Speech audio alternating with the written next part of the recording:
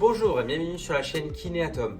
Aujourd'hui on va parler gainage, très important pour le dos, pour les articulations au niveau de la hanche. Le gainage est important pour tout, mais ça peut paraître un petit peu pénible à faire.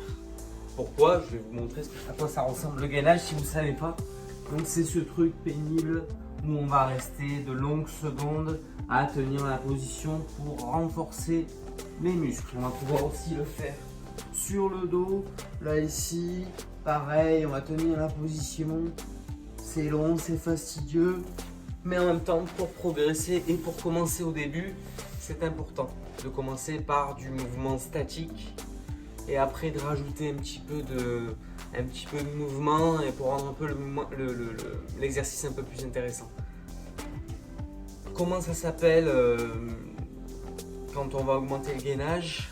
Donc le mot simple, ça va être le gainage dynamique. Alors sur internet, je ne sais pas si vous allez trouver des exercices sur le gainage dynamique, si ça s'appelle comme ça. Le nom international, c'est Core Stability. Ça représente bien, hein. Le corps en anglais, c'est le buste, le tronc, et stability, donc la stabilité. Tout un concept en fait basé sur la stabilisation du corps pour permettre aux membres de bien fonctionner. C'est un petit peu comme le mât d'un bateau qui va tout maintenir en place.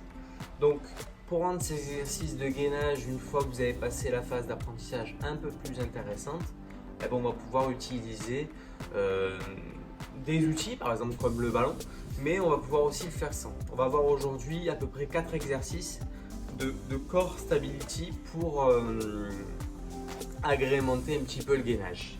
Alors le premier, donc on a vu le gainage sur le ventre.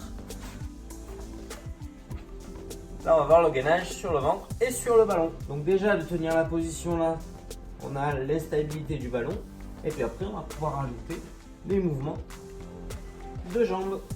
Là ici, faire attention toujours à maintenir le dos. On pourra le faire aussi sur les côtés. Donc ça c'est déjà un premier exercice qui me semble intéressant. L'exercice que je vous ai montré tout à l'heure de gainage sur le dos, on va pouvoir aussi le faire ici. Donc on met les pieds là-dessus, on soulève un peu le bassin et on va pouvoir ramener les jambes.